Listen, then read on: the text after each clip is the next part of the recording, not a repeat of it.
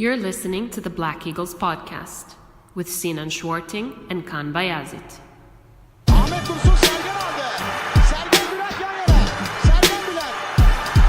Sergen. Yanında Tümer var. Tümer'e doğru aksın kaybetti. Tümer topu aldı. Sergen aldı. Gol! Gol! Gol! Sergen attı. Sergen attı. Şampiyonluk geldi. Sergen attı. Şampiyonluk geldi. İbrahim'in pası.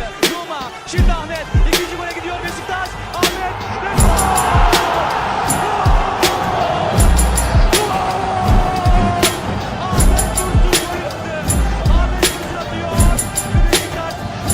Hey. Welcome back, everybody. Episode 40 of the Black Eagles podcast. I am your host, Sinan, live from New York City. And that's right.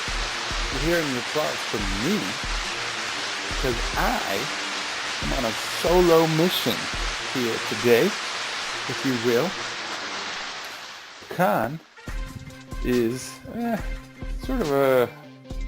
it's hard to explain, like away from home, I guess you could say. He's staying with his family, so it's sort of hard for us to get together, to record, at least to maintain the quality of our recordings, with him on the road. So, I'm here, back, as usual, to talk about our club, Beşiktaş. And of course today,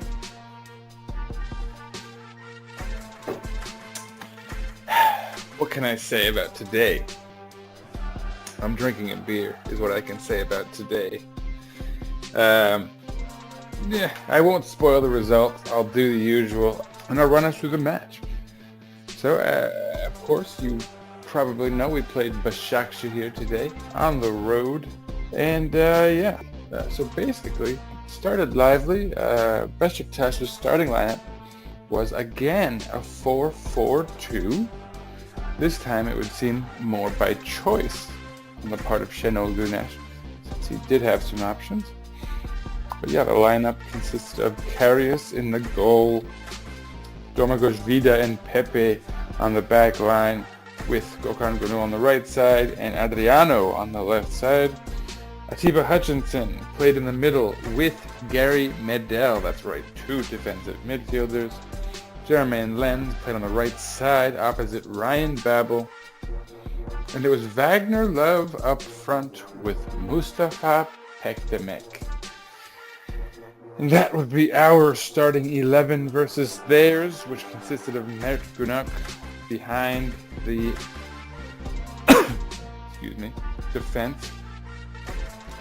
Da Costa and Epurianu in the back line, with Clichy on the left side and Kaysara on the right. Irfan Kahveci was in the middle with Mahmut Tekdemir, Edin Visca, Kaan isn't here to correct my pronunciation, was on the right side of their offense, opposite Elia, and Mosoro played behind Bajic. So that was their starting 11. And you'd think, geez, that looks like a very winnable match on paper. They're playing without Adebayor up front. They're not playing with Emre in the middle. Some vital cogs missing, you'd assume. I also personally was unaware that Mert Günok had permanently unseated Volkan Babacan. Anyway, with that as such, that's how we went into the match. If there's any promise to be taken from that, it's again that we came out with that 4-4-2 lineup again, which shows some flexibility on the part of Şenol Güneş. And I say that because, importantly, it's worth noting, and this is coming from Beşiktaş International, so it's a good source. But Beşiktaş has won only, coming into this match, Beşiktaş had won only one match against Başakşehir in 11 away meetings, 5 draws and 5 losses. Başakşehir had lost 2 matches in their last 52 home games, 38 wins and 12 draws.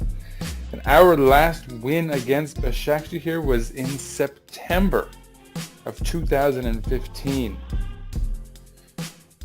So, with that said, Pepe, Ljajic, and Babel were all fully recovered and available to the team. Pepe and Babel started, as I already mentioned.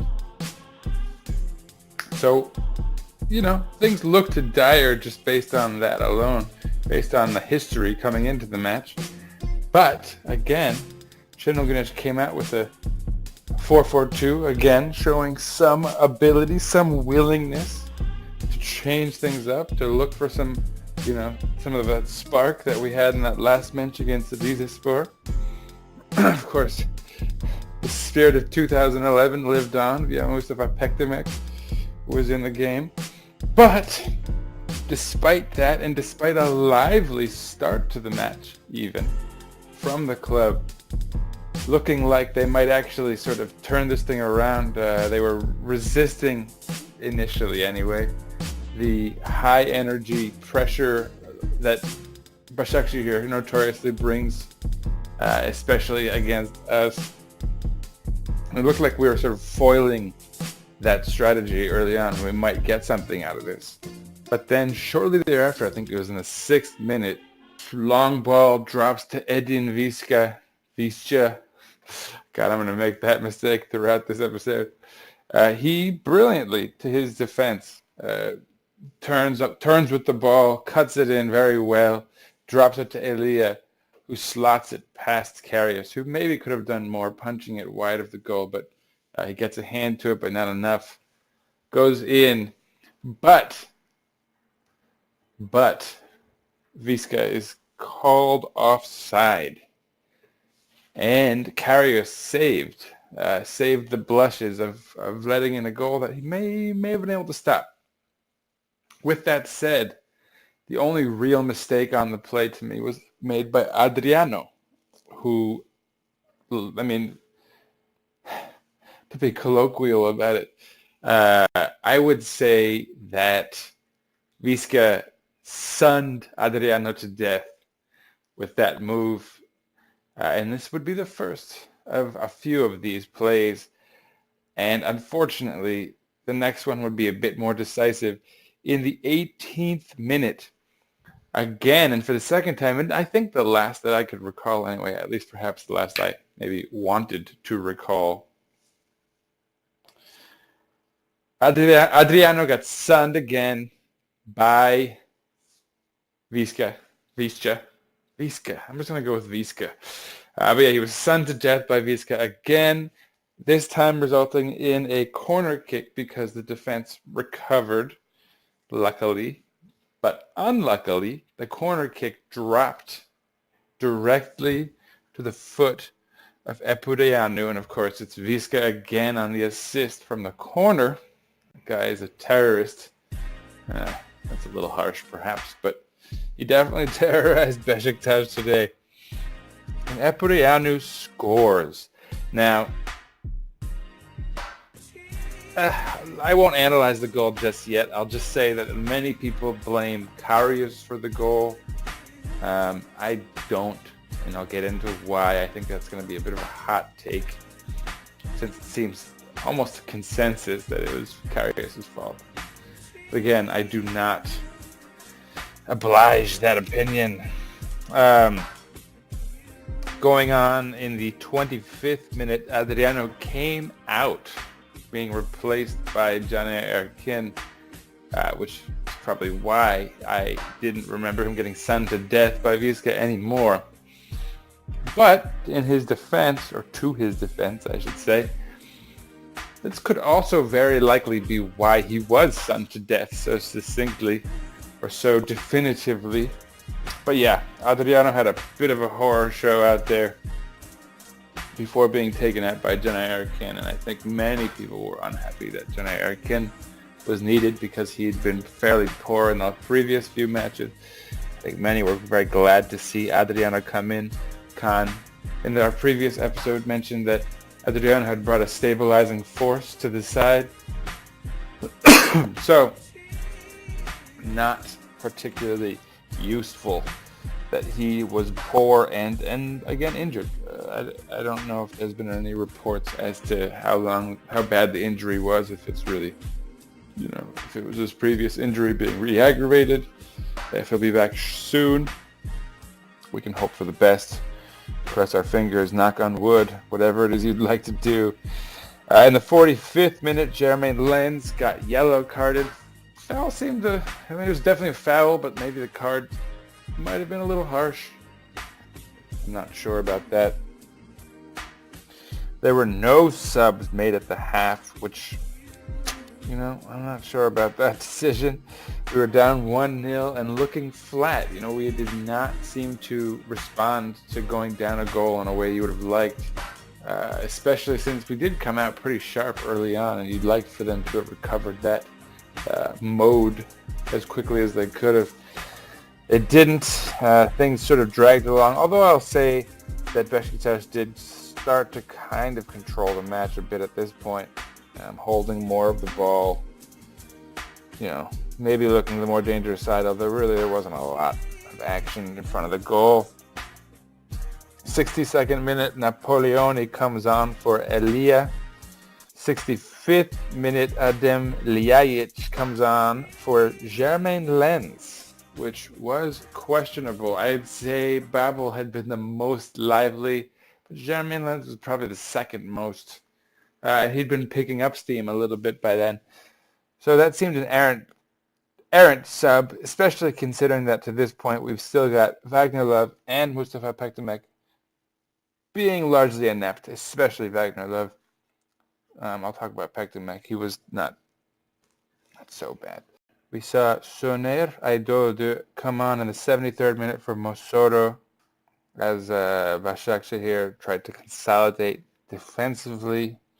75th minute, Gary Medel got a yellow card, our pugnacious defensive midfielder living up to his reputation.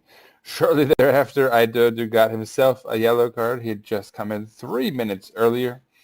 In the 80th minute, Medel came out for Güven Yalçın, who made his second appearance in 2 weeks.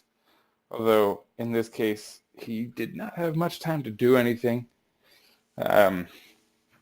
Mahmut Tekdemir came out for Atama in the first minute of extra time. In the second minute of extra time, Mert Günok was given a yellow card for wasting time. The whistle was blown 7 minutes, I'd say maybe 6.5 minutes into extra time. And it ended with Beşiktaş losing on the road to Başakşehir 1-0.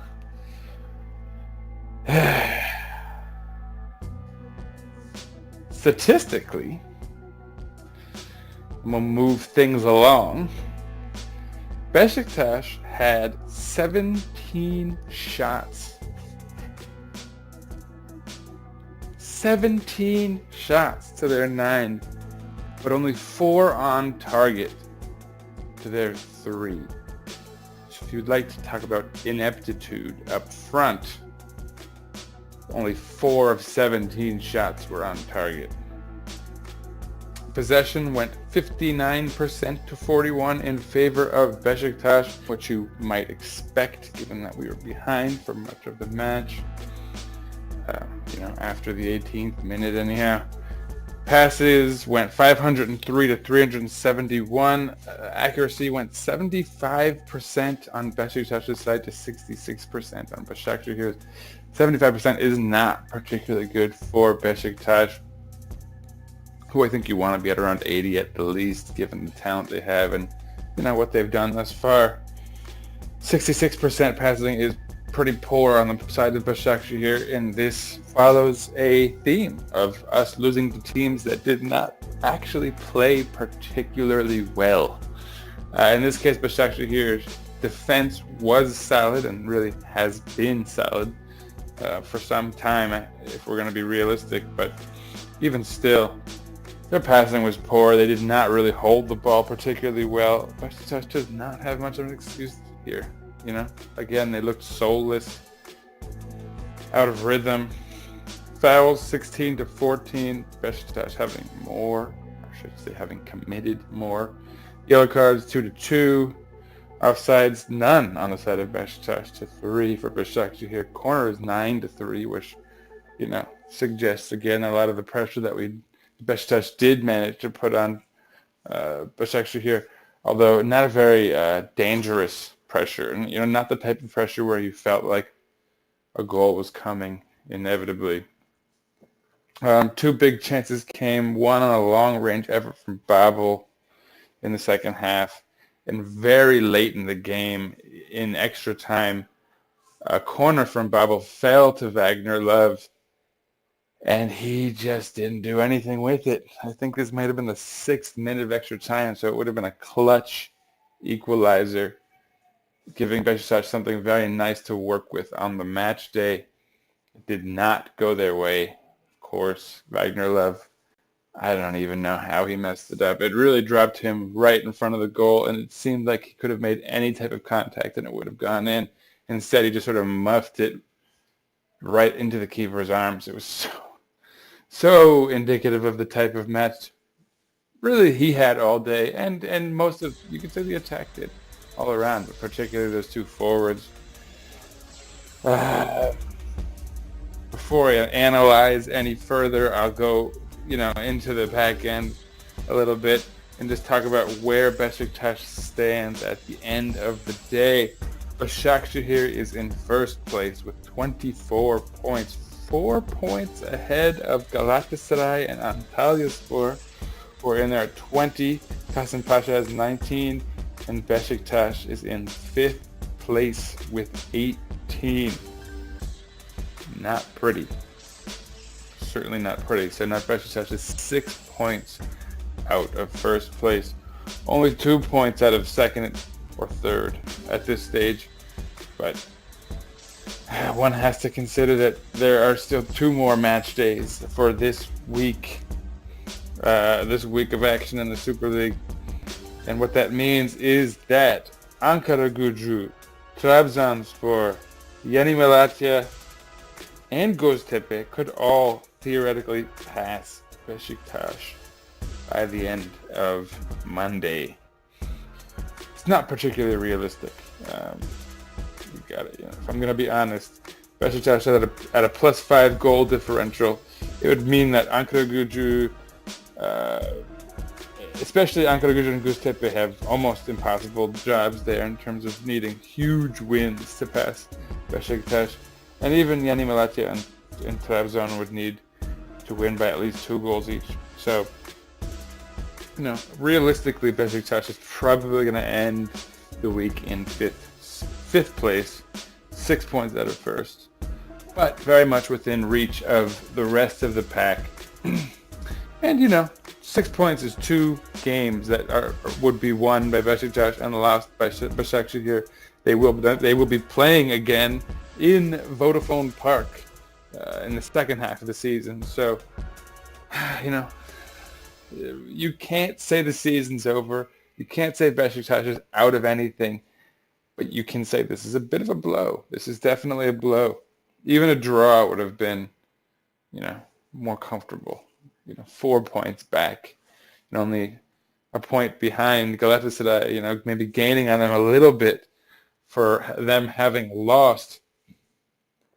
And that is probably where I should wrap up the sort of statistical end of the week's news by recapping the other results so far this week. Galatasaray and Fener drew 2-2 previously. Antalyaspor beat Kasımpaşa, which is why they are ahead of Kasımpaşa in the standings now. Both of them are ahead of us, sadly. We could have gained on Kasımpaşa, but did not. And Akhisar and Erzurumspor drew 1-1, and this is relevant because it means neither one of them passes Fener out of the relegation zone. So Fener is still 1 spot above the relegation zone. They could still end the week in the relegation zone if Rize can get a result against Göztepe, but it's in Izmir, so it's not likely, I would say. And Göztepe has a bit of a momentum now, perhaps. I don't know if they're still riding the momentum of beating us, but either way, that's where we end the week. Analysis. What can I analyze? Well, I mean, firstly, you have to say that Şenol picked a side using a 4-4-2 tactic. He showed flexibility. This, in and of itself, is positive. It means that even last week, perhaps, when he used the 4-4-2 to beat Rizespor, it wasn't just out of necessity. Because this week he had Ljajic back, he had Babel back, and he chose to roll with this 4-4-2, knowing that Abdullah Avcı puts pressure on them often in the back and pressures them high and, takes the wind out of Beşiktaş's sails typically. So, it's a positive sign that Şenol switched things up. Great. A for effort in that regard. The problem is, even with a 4-4-2, the two are Wagner Love and Mustafa Pektimik. In 2018, the two forwards we're playing with are Wagner Love and Mustafa Pektimik. Now, bearing in mind, Quaresma is out of this match, suspended. Fair enough.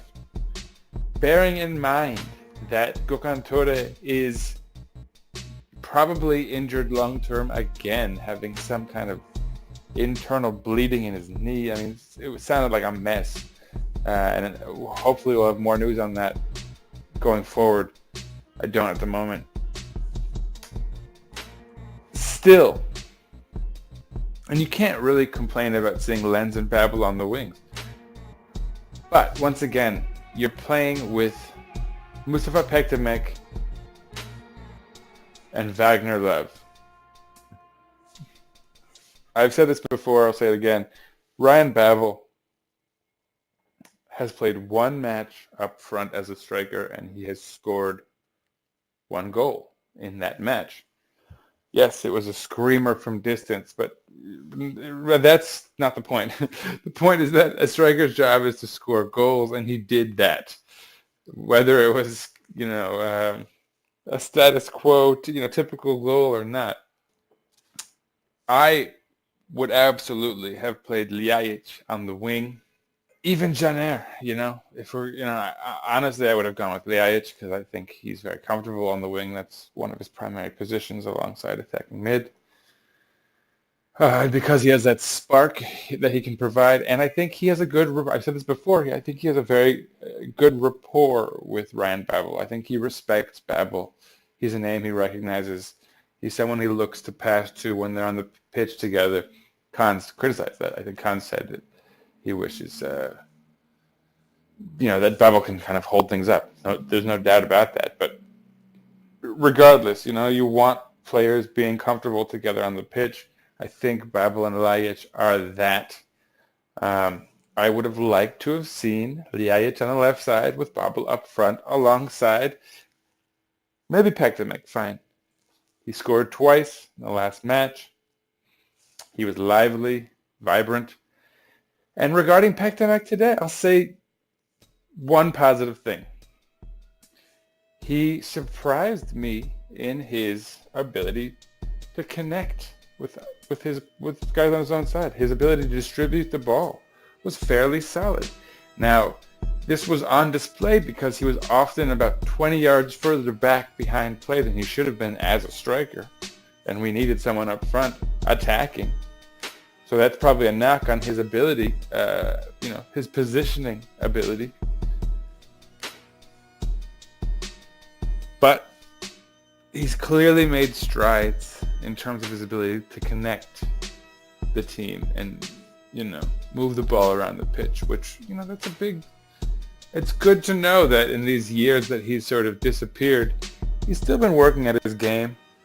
He's still grinding. I think a lot of people think he earned this spot just because of how hard he's worked, just to stay fit, despite not getting play. And frankly, I think despite not really even having much of a hope to get much playing time. I think nobody expected him to get anything going into the season, and up until the moment he started getting playing time, I think nobody expected it. So Şenol Güneş, I think he's rewarding that hard work. He doesn't see many other options up front. So fine, you play Mustafa Pekdemir. But Wagner Love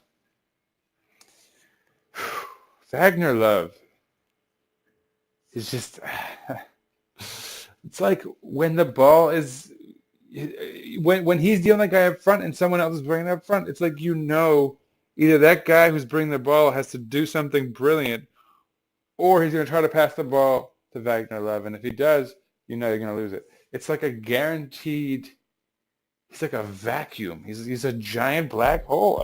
I can't, there's no other phrase for it. Just like I used to call Merit Nobre back in the day. Wagner Love is a giant vortex that sucks the ball up and spits it out into some unknown realm, spaghettifies it. We never hear of it, see it. You can just guarantee that if the ball's going to be anywhere in the vicinity of Wagner Love, it will disappear into that vortex forever, and you will not bear the fruits of the rest of that attacking movement.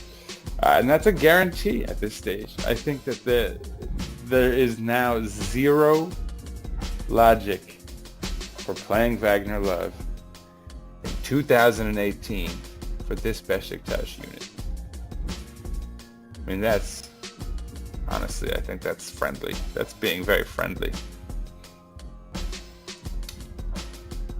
But anyway, carrying on, I think in light of the format that we like to do around here, I'm going to have to give my low light to Wagner Love. Again, I don't want to give it to Şenol Güneş.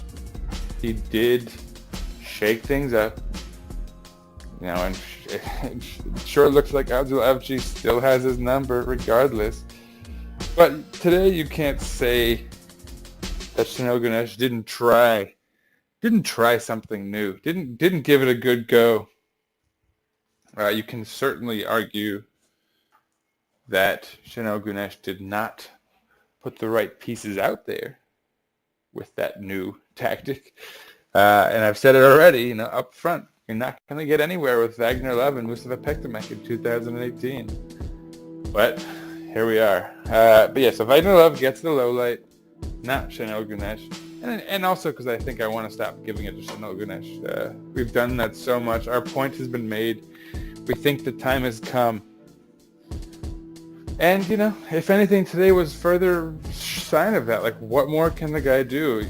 If changing the tactic up isn't going to spark the guys, if changing the rotation up, if changing the guys up isn't going to provide that spark, what will? Right? So, things are not looking good on that front. Side is not looking motivated still. Hopefully we'll get a miracle against Genk. And regarding Genk, I should probably do some info on that, but I'll hold off on that for now. I'll give you guys the timing of the game and my thoughts on it. But I want to remain on topic here as a highlight for today. It's not an easy match to give any highlights out. Boy, I think my highlight would have to go to Ryan Babel, who showed a bit of energy, showed some desire, I think he'd had a couple games out. He was injured. There were rumors that he hadn't been getting paid. That rumor was also being sent to Pepe. So that's good news. Pepe and Ryan Babel are not holding out for money, as is evident by the fact that they're starting today for the team. Same could be said for the Yayat. The conspiracy theorists out there can relax, but I think I can say that Babel played fairly decently. He, again, he had that nice rip-on goal that was well saved by Mert. But yeah, besides that, there wasn't a whole lot of positive. Pepe and Vida, fairly solid in the back. The goal was not on them. I think you have to say that Vida has fully stabilized and looks to have settled into the back line. He's not making any huge gaffes like he was prone to early on in the season. Pepe, back from an injury. Still prone to shooting the ball up sort of errantly way too often. But, all in all in the back line, there was some good work done, I'd say. But that leaves, I think, the final topic of discussion to the goal. Now, I really feel that it would be irresponsible of me to say that Loris Karius was not at all responsible, or that he was not at all to be blamed for the goal. You'd obviously want to see him come off his line, move, he would, not be rooted to the line as he was. But I think I have to defend him. Number one, now Atiba Hutchinson is one of my all-time favorite players.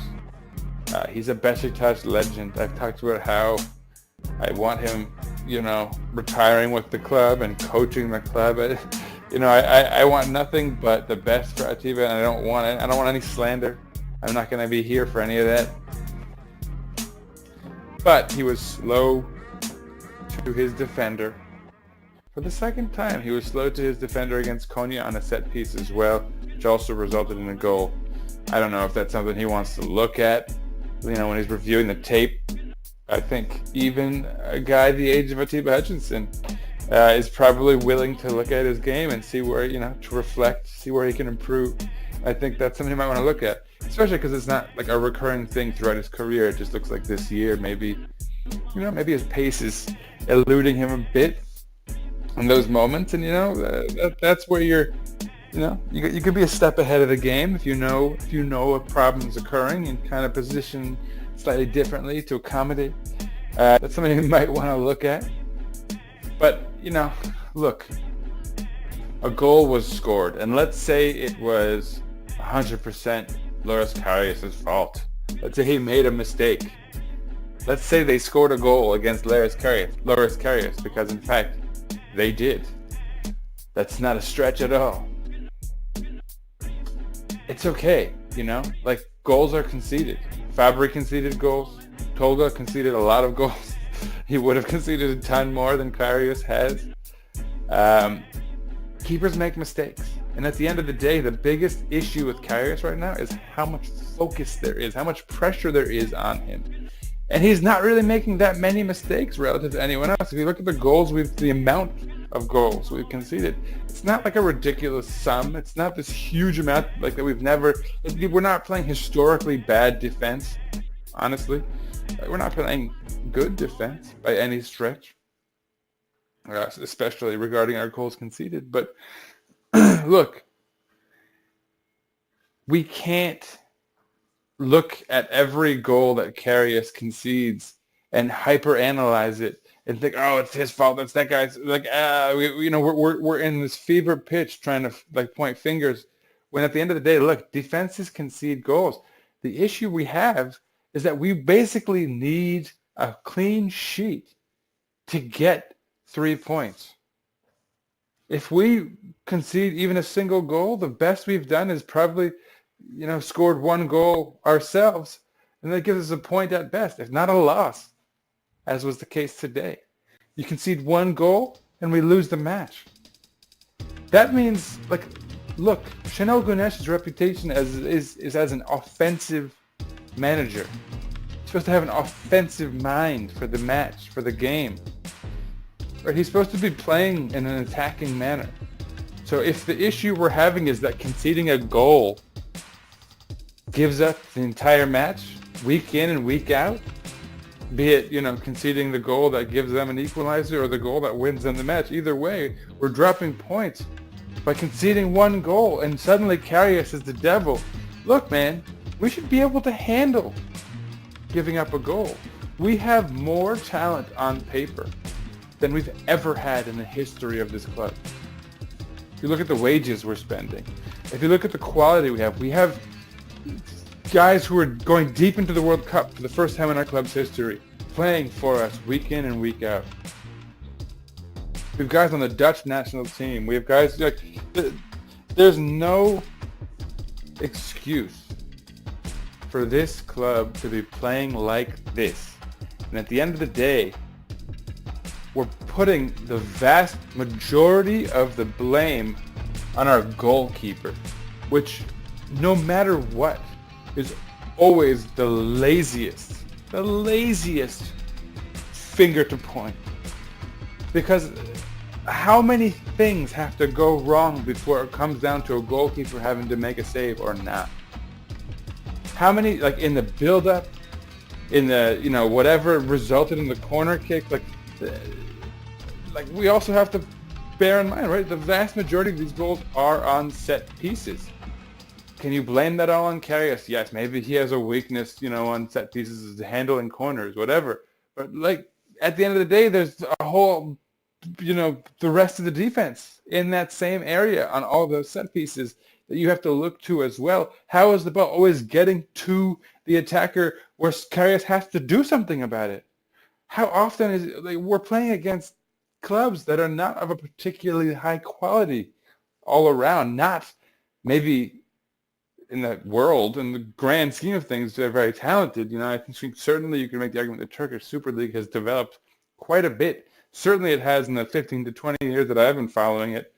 It's developed significantly, and it's fantastic that you have clubs like Başakşehir here with talent that you've never seen on sides outside of the big 3 or 4, or for Konyaspor or whatever. It's great that we're seeing the depth of talent that we do in the Super League, but that's not an excuse. Beşiktaş has so much more talent right now than Başakşehir. You look at the rotation, you look at the lineup, and you look at again, they didn't even breach the 70% mark with their passing accuracy. They did not play very well.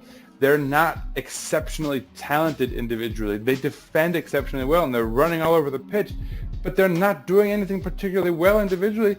They're bringing a team effort, collective, across the pitch, when no one is flagging in terms of their energy. And of course, this is part of their game plan, not just on the pitch, but in the summer, in the off season, when they're bringing players in, they're probably looking at guys who have athleticism, who have pace. Right? It's not a miracle that they did this against us. This is a plan. And Avci, spoke at length after the match about how he executed a game plan, down to the T. Great. And frankly, it was a risky game plan that relied on his team scoring a goal when they probably shouldn't have. They didn't do anything to get that goal. That goal took a funny bounce off Epurianu's foot. I don't think he meant to put that shot where it went at all. It looked like such a fluke. And this is also why you can't necessarily blame Karius. It bounced off his foot in a way that it looked like it took a crazy deflection. It didn't. But, it's okay for a keeper to be caught off guard by a weird, fluky shot sometimes. And again, it's okay to concede one goal against a team that's in first place ahead of you. You should be able to score 3 goals when you have an attacking-minded coach, 2 forwards in the match, world-class talent around the pitch, and you can say they're old. You can argue that we don't have world-class talent, that I'm exaggerating. Ryan Babel plays for the Dutch national team. Adem Ljajic plays for the Serbian national team. Jermaine Lens, I think, infrequently, he played for the Dutch national team this season. Up front, yes, there's a dearth of talent. We have a big glaring hole, but Ozan plays regularly for the Turkish national team, maybe not the best national team at this moment. But, Gary Medel, right? Regular player for the Chilean national team who just won I think they won the Gold Cup or whatever it was in the, it's not to be like a Europhile about football, but I mean, I follow Beşiktaş the most, and as such, I follow the world of football that most affects Beşiktaş. But Medel is a world-class midfielder. These are, I mean, in a sense, really, it's not even disputable. The talent is there for this side, and they should be able to compensate, a sort of lack of talent in one position on the pitch. It's not like Wagnerlov can't score at all. Like, if you put the ball on his foot and he doesn't have another choice, well, I mean, actually, that's exactly what happened at the end of today's match, and he totally screwed up at the end of extra time. But forget that very briefly. This team should be able to overcome, and it's not. It hasn't. It's a problem. And it's a problem that, probably goes to the top. But here's the thing. A culture change. It's something that stems, it's an organizational change, and it stems from something up at the top. You see it much more regularly, I think, in the NBA, where, the basketball league in the United States, where turnover is much greater, and so clubs are often in these like rebuilding phases, they call it, and they're kind of accepting of losing for a certain time, and really losing, not in the way that, because there's no relegation, and in fact you get rewarded for losing in the NBA because then you get a higher draft. But anyway, the point being, the result of this is that in the NBA you see these projects that you call these culture changes, and it always stems from the very top, not the coach or what you call the manager in football, but above him, the general manager of the club, the team president, the people who are hiring the coach or manager themselves. Those people have to be able to show patience, have to be able to show tolerance, by which I mean you have to be, if you're going to install a new culture, which means like ethos, work ethic, MO, modus operandi, it means that you have to put your faith in a general manager, the person who's going to be going out there making transfers. You have to put your faith in a manager, the guy coaching your players, applying tactics. And then you have to be looking to bring in players and communicate with your general manager and your manager about who those players are and how to appropriately spread out your funds in order to bring the players in to fit the system and the culture that you're trying to put in place via the general manager and the coach or the manager. So at the end of the day, what am I saying? I think I might be saying that it goes up above even Şenol Güneş, right? This is what happened. Fikret Orman came in, started a sort of semi-youth movement, started an era of better fiscal responsibility, for a time. There was a moment where we were bringing in a lot of young talent like Kerim Fry and Ozan and, Gökhan Töre, a number of young Turkish guys who we were paying somewhat less, who had a high upside, and it paid off. They quickly developed camaraderie. I should mention Cenk Tosun as well. Quickly developed camaraderie, developed a team mentality, very quickly gelled, and are probably those are some of the core elements of the side that won 2 championships for the side. I think you should mention Atiba Hutchinson in that mix. But that time has come. And that unit that won us 2 championships, led by Şenol Güneş, should have become a dynasty.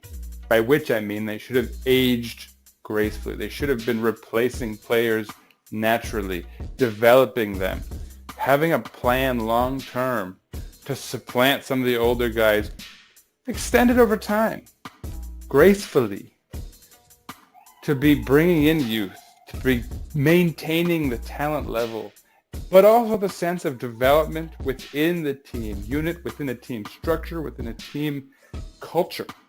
And that's been lost. Now we have to give credit where it's due.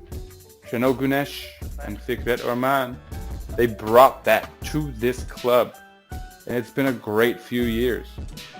But they have now proven incapable of continuing that through to the next generation, of maintaining that talent, to cultivate an actual dynasty, the likes of which we haven't seen since probably Galatasaray in the late 90s.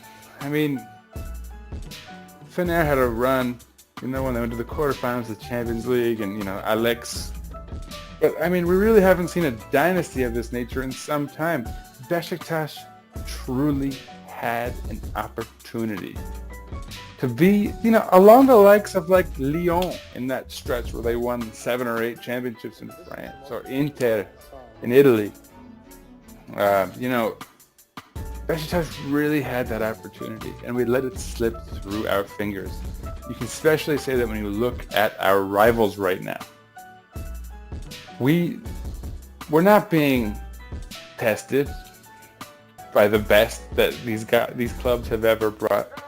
We're still better than them, even despite the sort of mini crisis, sub-crisis, whatever you want to call it, that we're in. We're still better than these guys. Like, we're 2 points back on Galatasaray, right? Like, we're playing them soon. We could pass them and still be looking at this season as a failure, because we'll still theoretically be 6 points behind Başakşehir. Who? Başakşehir and their 1,500 fans? It's not a good look for the Super League, if we're going to be honest, just, seeing that club there. But despite that, this is a huge wasted opportunity, and things need to be shaken up. And, there are days I wake up and I think, gosh, it's awfully drastic to be saying that we need to be changing our management. And again, you look at the big picture, and we're not that deep into this hole. We still have plenty of opportunities for this season. We still have a great team on paper. But it's not working. And you can't really harp on that too much more than Kaan and I already have. But anyway, so there it is. Başakşehir wins 1-0. Another big road game lost. Another opportunity for Beşiktaş down the drain. This Thursday, we have Genk in Belgium. That's right, folks. Genk in Belgium. Now, in New York City, that's 12:55, so almost 1 p.m., which means 8 p.m. Istanbul time, 5 to 7 in Belgium, where Kaan will be. Now, this means that Kaan will again very likely not be with us, as he should be in attendance. Now, it's not entirely confirmed yet, but this time, if in fact Kaan will not be here, we've got a number of people vying for the role of co-host, and so there should be someone alongside me. But nonetheless, you can look forward to the usual excellence here at the Black Eagles podcast as we review the game that hopefully, we'll get something out of. Now, I should say it's something of a do-or-die match for Beşiktaş in the Europa League. They need to get a result out of this match to stay relevant in the group and not fall too far behind. It's not entirely impossible that Beşiktaş even loses this match and other results go in a certain way that Beşiktaş is still technically in it. But I'm fairly positive that if Beşiktaş does not get a result here, then they'll need to get full results in the remaining 2 matches against Sarpsborg and Malmo, and then even maybe additionally need help from someone else. So, yeah, it's a big one, but it's not looking good. Now, Beşiktaş lost to Genk at Vodafone Park 4-2, or 2-4, I suppose. So, Genk is hot. They're talented. They've already shown the ability and desire to destroy us. So, you can't realistically be super confident of going into this match. But, look, we did not play a horrible match against Başakşehir. We lost, yes. But we're also somewhat fresh off a big win against Rize. 4-1. So, we seem to be committing to this 4-4-2 tactic. One would like to believe that we're not going to see Wagner Love and Mustafa Pekdemek paired together up there, which means maybe we'll see Brian Babel, Guven Yalchin, something different. He's got to keep rolling the dice and seeing what comes up. But so Genk, 12:55 p.m. here in New York City, 7:55 p.m. Nearly 8 in Istanbul. Guys, for the Black Eagles podcast, I am signing out. As always, follow us on Twitter at Eagles_podcast. Follow me at Sir_Writes_a lot. Follow Kaan at Rosarian, etc., etc. All this stuff is listed in the description of each episode. You can get all that, wherever it is you find your podcast. It would be it Spotify or Google Play or iTunes or the Podbean site itself, or any number of there are quite a few places that I think we're available these days. But so check us out, share us with your friends, pass along the sensation that is the Black Eagles podcast. Let everyone know how we're doing. Let us know how we're doing. We're increasingly getting more traffic on Twitter, more discussions about our hot takes here, more debate. But keep it coming. We love it. There's nothing we like more than talking Beşiktaş, right? Or else what would we be doing here? But thanks again for tuning in. We will be back post-match against Genk. And we look forward to sharing our opinions with you for that one. And, bringing out a surprise guest. So anyway, as always, go Beşiktaş. We still have a chance. And I'll even say this, even if we keep Fenerbahçe at the helm, we still win. There's no reason to give up faith. No reason to stop watching. Although, plenty of reason to want something better with the club that unites us all.